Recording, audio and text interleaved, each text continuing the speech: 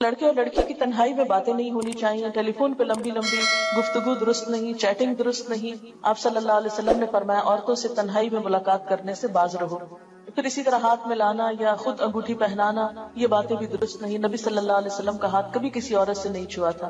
پھر اسی طرح بن سنور کر لڑکے کے ساتھ باہر ڈرائیونگ پہ جانا یا سیر و تفریح کے لیے، یہ بھی درست نہیں۔ لڑکی کو دیکھ لینا چاہیے اگر لڑکے کی خواہش ہو، اور اس میں یہ ہے کہ تصویر بھی دکھائی جا سکتی ہے اور سامنے بھی دیکھا جا سکتا ہے، لیکن یہ ہے کہ اگر ممکن ہو تو پہلے سے دیکھ کر پھر پیغام بھیجا جائے، یا یہ کہ جب سب بات طے ہو جائے تو پھر آمنے سامنے لا کے دکھایا جا سکتا ہے۔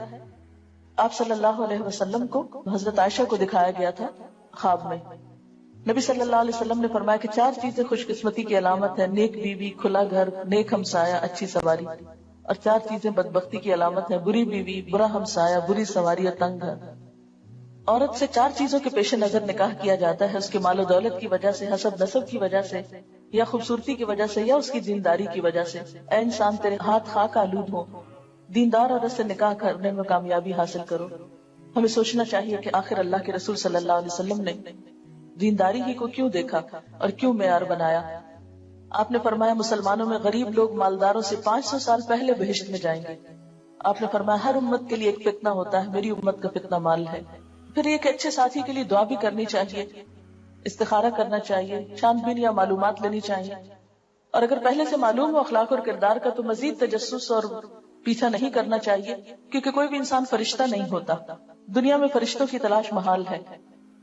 اور اچھے ساتھی کے لیے جو دعائیں ہیں اس میں ایک تو قرآنی دعا ہے اور دوسری حضرت موسیٰ علیہ السلام کی رب انی لما انزلت الی من خیر فقیر۔ پھر استخارہ ہے، اور استخارہ سے کوئی غیب کی خبر نہیں پتہ چلتی۔ استخارہ جو ہے وہ اللہ تعالیٰ سے ایک مشورہ ہے کہ اللہ تعالیٰ اگر یہ کام اچھا ہے تو ہمارے لیے آسان کر دے، اور اگر اچھا نہیں تو ہم سے پھیر دے۔ پھر اس میں یہ ہے کہ عموماً جب رشتے کیے جاتے ہیں تو لوگ بہت آرٹیفیشل باتیں کرتے ہیں، جھوٹ سے کام لیتے ہیں، یا یہ کہ لوگوں کے اندر بگاڑ پیدا کرتے ہیں، تو اس سے بھی بچنا چاہیے۔ مشورہ صرف اس سے کرنا چاہیے جو آپ کو صحیح مشورہ دے، اور صرف اس تک بات پہنچائیں جس نے آپ سے مشورہ لیا ہے۔